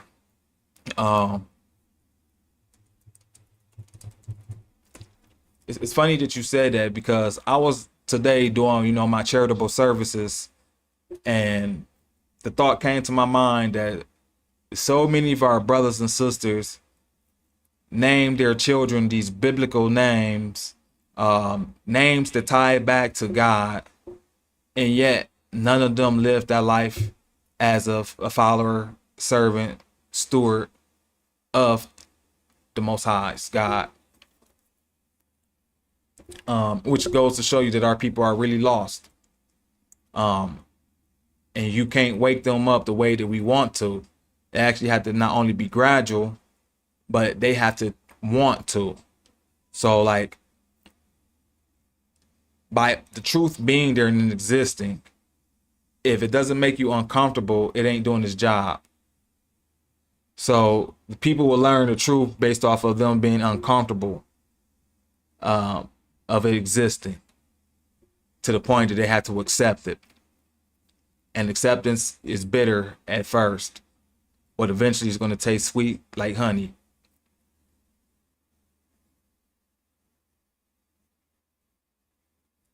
All right. So well said again, Noble. Appreciate that. An attentive skimming through the Vedas have resulted in a gross misinterpretation of the social and racial struggles amongst the ancient Indians. North Aryans or Aryans were pitted against the Southern Dravidians, high caste against low caste, civilized Orthodox Indians against barbaric heterodox tribals. The hypothesis of racial hatred between the Aryans and the dark-skinned Dasyas has no Shastric foundation, yet some scholars have misinterpreted text to try to prove that there was a racial hatred amongst the Aryans and the Dravidians. but that's by from a bit. If the Aryans had invaded and forced Dravidians down to the south, why is there no Aryan Dravidian where I stopped with? Why is there no Aryan Dravidian divide in the respective religious literatures and historical traditions? Prior to the British and the North and South lived in peace, and there was a continuous cultural exchange between the two. The Aranyaka, the Aranyaka, holy hermits, sages who dwelt in the ancient Indian forest, also a portion of the Vedas, and that's from Madame Helena Blavatsky or Blavatsky. So that's from Helena Blavatsky. For those of you who don't know her, and she considered herself a high priestess. It appears to us that the time has come to revise this enigmatic and most important term, Aryan, or Orion, or Aryan. It need no longer be flagrantly and prejudiciously band-aid by anyone wishing to claim exalted racial status. It need no longer be used as an appellation by those deviants brandishing pseudo-scientific ideologies and by those who have long misunderstood the facts concerning the origin, identity, and fate of the various Indo-European and Semitic races. Recent discoveries made by Jewish and Gentile investigators alike conclusively prove that the so-called Israelites, those arch enemies of would-be Aryans, were not racially Semitic after all. Like the Aryans, they too were racially Indo-European. Their language, Hebrew, was identical with Egyptian. Therefore, in our mind, the term Semite can and must henceforth be dropped as a racial definition for the Bible's chosen people. As we show in Volume 2, the terms Israelite and Judite do not define races. The terms were religious and theological and define cult, not race. Exactly. So those of you who consider you a so-called a Hebrew Israelite, that all had to deal with cult, aka a culture, not a race of people. The Israelites and Judites were conglomerated groups closely affiliated with and probably blood related to Hyksos, pharaohs of old, a fact confirmed by two Jewish historians. Thanks to the researchers of Sigmund Freud, Coleman's Beaumont, L.A. Waddell, Ahmad Osman, Ralph Ellis, and Mustafa Gadala, the true identity of the Israelites have finally come out into the open. Obviously, the fact that the alleged ancestors of the Jews were racially Indo-European and of the same racial stock as their antagonists defamed and condemned in the name of the spurious racial superiority has poignant ramifications. It assists us to immediately and swiftly restore the grievously abused term Aryan or Aryan. The term has simply been dragged through the mud by perfidious fools of the same race as the Israelites, whom they gullibly believe to be inferior. Now that the hydrochloric acid of reason has been applied, now that the term has been thoroughly excavated from its bed of filth, its true unadulterated and original meaning may be discerned beneath the crud of generations, or the crud of generations. They were not an ethnic group or a nation as such, but rather a social category with a common lifestyle. And that's talking about the Israelites. So Robert Corman and J.M. Mordechai, the Jews of Egypt from Ramses II to Emperor Hadrian or Adrian. That's another way to say that. Not until Jacob, in a somewhat obscure manner, was told to call himself Israel was that name adopted and accorded to his 12 sons. But if we accept the explanation of Sancho Niathan, a Phoenician of Tyre, Cronus, whom Phoenicians called Israel, was king of Phoenicia, and it signified that these Chaldeo-Phoenician tribes were worshippers of Cronus Saturn, for Jehovah or Yehovah was a far later importation. The name Israel has subsequently been misappropriated for those biblical Christians who term themselves Israelites, and in fact label themselves followers of a pagan deity, Coleman's Beaumont, and that deity is Saturn. So Israelites or Israel is equivalent to Saturn, or Saturn, followers of Saturn.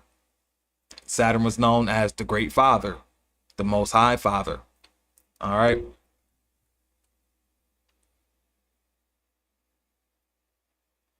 The ancient peoples of pre-Diluvian civilizations and of the early historical ones did not distinguish themselves by blood or race. They stood apart from dissimilar types over matters of belief and theology, and not over nationality, nationality, region, or race. One group considered itself similar or dissimilar to another based on the gods and goddesses worshipped and over the luminaries venerated. A man was distinguished by his level of spiritual and not racial purity. You hear that? I repeat it. A man was distinguished by his level of spiritual and not racial purity. What did race matter after the age of catastrophe, when both the human race and the fauna had suffered incomprehensible decimation, the likes of which boggle scientific minds? Are we really to believe that traumatized survivors of plague, famine, earth upheavals, and global ruin were in the habit, after all they had been through, of imagining themselves superior to other unfortunate humans in the same mess? It is ridiculous to believe so, and we would do well to realize the fraudulence of people advocating this idea.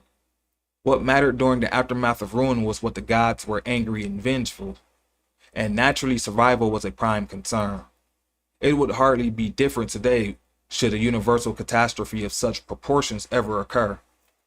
It was only during later periods of history, when men, altered in their consciousness, physically and emotionally traumatized and hardened due to years of want and loss, began to make racial status something to be inordinately proud of.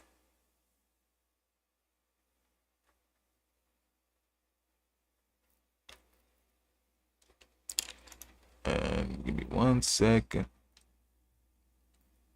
So yeah, once again, like you said, after the fall, people wouldn't be, trying to beat their chest and stuff in regards to who's superior more than the other after going through such an event of that magnitude.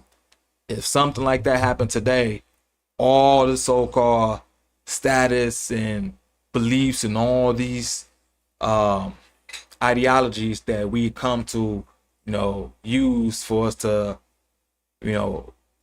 move around and maneuver in this world, those will be thrown out the window. It will literally be going right back down to survival. Survival. How are we going to survive? How are we going to get past what we just experienced?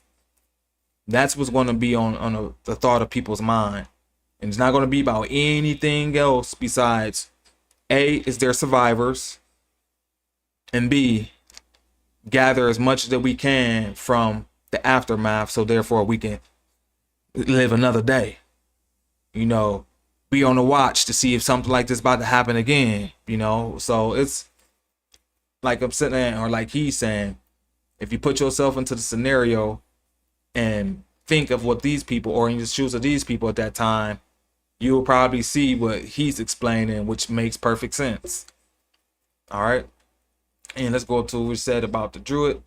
So it said Druid comes from Druthin, meaning wise servant of truth. The root dr is very important, or root doctor is very important, for it describes the elders who predated the Druids. This root gives dar, dara, dur, and deri, etc., all connoting the Druids. We also find the root in words such as Indra, Andrew or Andrew, and Darius, Kildare, etc.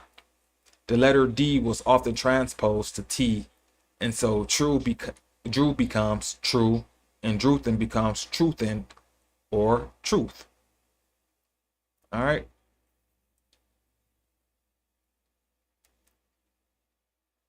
All right, so it says, next paragraph, we maintain that it was of little importance in the earlier ages, when we factor in the consequences of the fall of pre-Diluvian cultures and contemplate the effects of the age of catastrophe.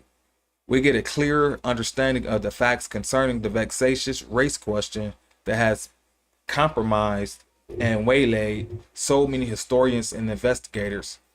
In short, it was men without spiritual distinction.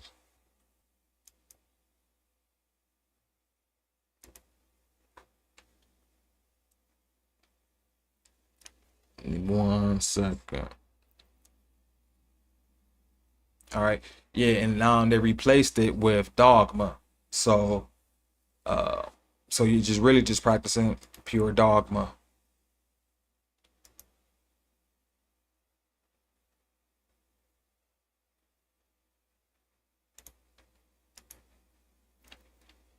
Yeah, I don't know why I just keep doing this. Figure it out in a second.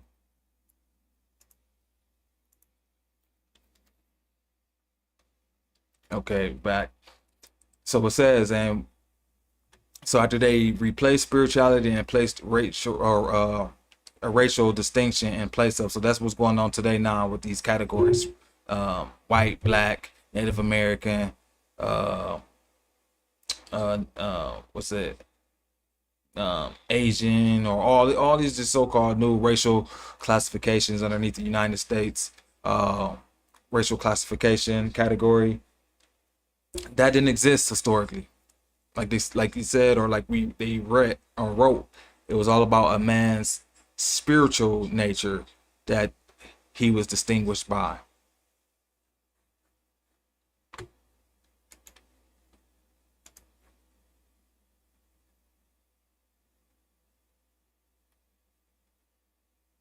All right, let's see. Trying to figure out what's causing my stream to go slow like this, brothers and sisters. Okay, there we go. So it says, "Will we maintain?" Oh, I already read that. Sorry. Naturally, it is not commonly known that the various symbols and the theological idioms of Judaism and Christianity, and even Brahmanism, are of Druidic origin. This fact is largely unknown, even to the most antiquarians and historians. It is one of the best kept secrets there is, although it is no secret to high ranking members of Freemasonry and similar esoteric cabals and fraternities. A close perusal of Masonic writings furnishes us with proof positive that these various symbols, rites, customs, and technical models existed in the same form in areas and countries: Europe, Persia, Syria, India, Russia, Japan, and China, etc., where neither Jews nor early Christians traveled exactly. They are found in areas conquered and frequented by the Irish Aria, the world's greatest travelers. All right, pause. So, like he said, the symbols that we think or was thought to know of being Jewish or Christianity in origin are actually not. They tie back to the ancient Arya or Orions or Aryans. All right. And so a lot of these misconceptions are going to be cleared up as we moving forward into the age of Aquarius, which is what? The age of knowing. You know, he's the water bearer. The water bearer brings what? The truth, wisdom, knowledge, information. All right. And water is what? A representation of memory. So he's the water bearer is bringing your memories. The water bearer is bringing your memories. All right. In ancient Iris, religion and mythology, Tara was also the sacred home for the Ari, later the Irish or the Irish, who ranked below the Ili gods, yet above the people. Ireland or Ireland takes its name from the Aries or the Aries, which is the lion, the Ilion in Hebrew, or the Aryans. Ireland is considered the great motherland of the Aryan or Aryan race, otherwise known as Atlantis, Thule, or Tula. And that's from William Henry, The Secret Throne of the Illuminati Discovered. So a lot of secrets has been, or a lot of truths has been revealed through here. And for those of you, like I told you, I come from the territory called Ohio. Ohio is also known as the heart of it all. You know, so the truth about a lot of the stuff that people don't know is actually going to go back to Ohio. Now, Ohio, the territory that I come from, was the territory that encompassed the Erie. The Erie in that territory was known as the Erie Ducat, or the the Erie Nation, and the fact that it said the Erie Ducat, and we know the cat is ties to the Catty, cat, all ties to Scotland, with all, as we can see, ties back to the Ari, which is known as the lion, or the Eri land, which is known as the pure spiritual ones, who were known to, be very hygienic in mind and heart, and to be the keepers of the truth, which they call the Druids, who were also too known as the guardians of the planet, the healers of the planet. All right. And so that territory also too, like I said, Ireland or Airyland,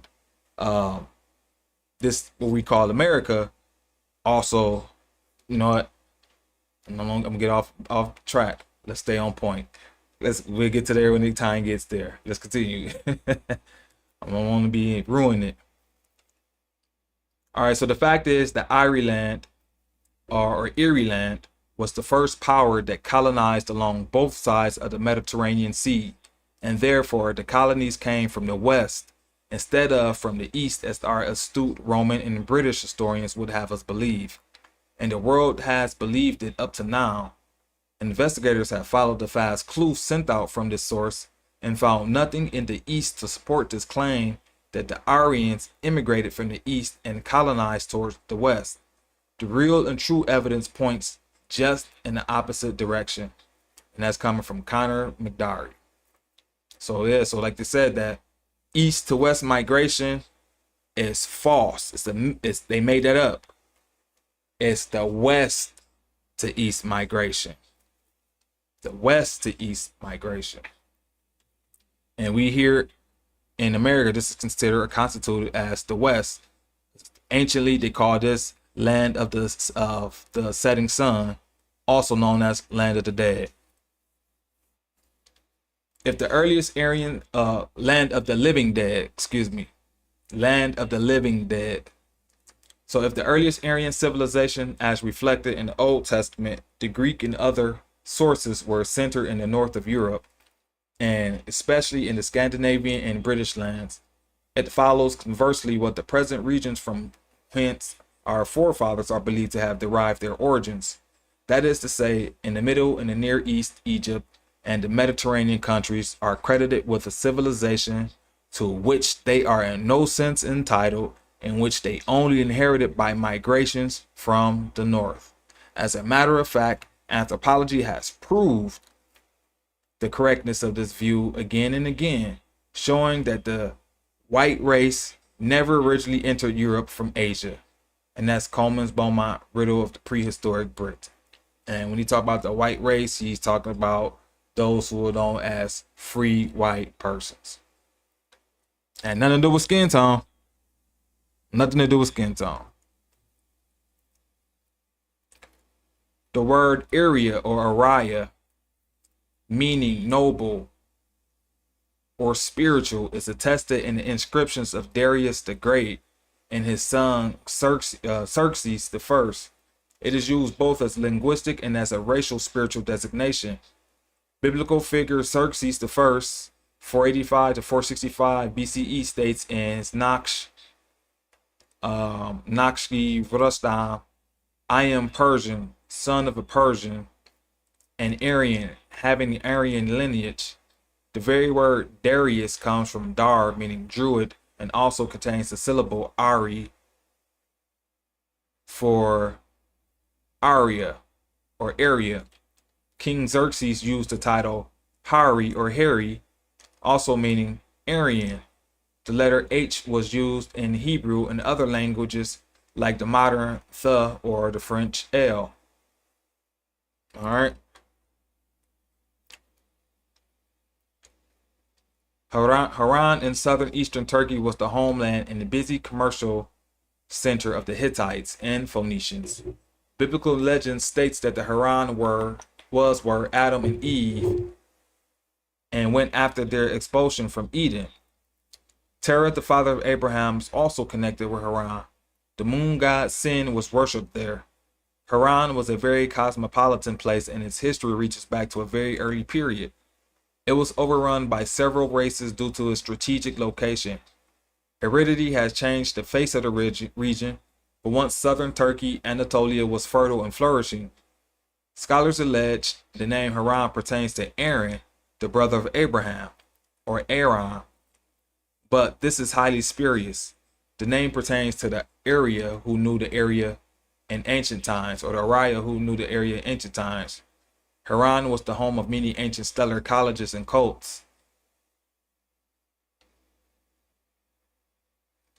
All right. And so far, we wrapped up on chapter 5. We understand the history of the Aryans, the term, the linguistic changing phonetically, all of that. And then knowing that it ties to specific people who were spiritually from a higher spiritual morality, and like I said, that was initiated into the higher knowledges of the earth and heavens. And it can be anyone. It doesn't matter your race, background, ethnicity, etc. Anyone can qualify and fit that, who, once again, who walk the walk. Now we're going to go ahead and step into chapter 6. But once again, because these chapters are so long and I'm doing a little commentary within it, I'm just going to have to break them up. So with that being said, brothers and sisters, it is always an honor and pleasure to be able to do this great work and come and speak amongst like-minded brothers and sisters. Because once you do your genealogy, you're going to realize, oh, we are related. So yes, that's why we always keep saying brothers and sisters, even while we utilize these terminologies in church, or religious circles and groups, because your family will be those, or your true family would be those who are inside whatever religious establishment that you're a part of, because that's a culture. Those people will literally be doing the same thing, walking the same walk, talking the same talk, honoring the same laws, all of this and that. There won't be no confusion. And once again, it has nothing to do with ethnicity.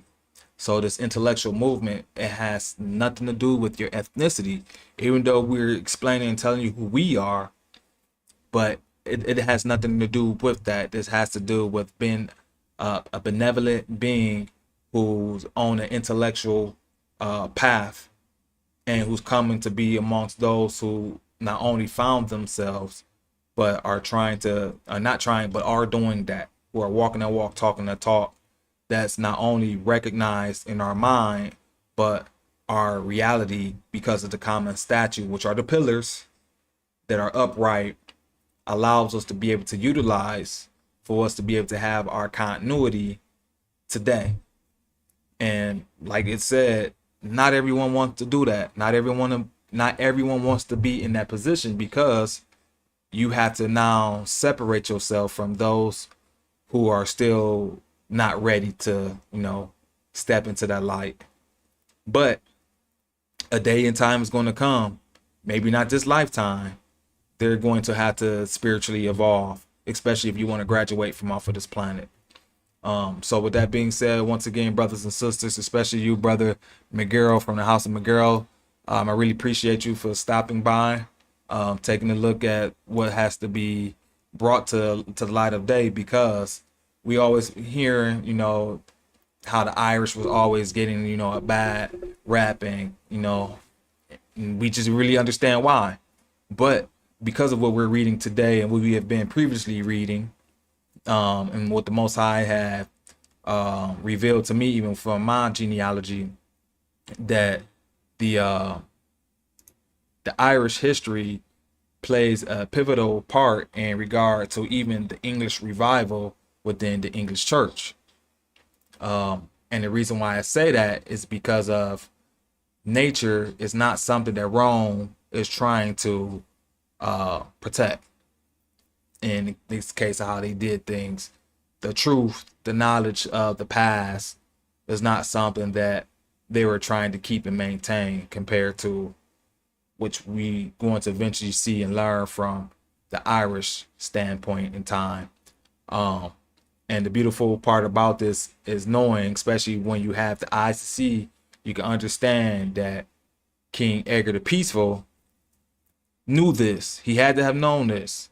You know, you couldn't be a king and not knowing the past and the history, because of kings always supposed to be walking in the semblance of those kings who have come before them, and those kings who have come before them are supposed to be operating just like the kings that could be tied going all the way back to the golden age.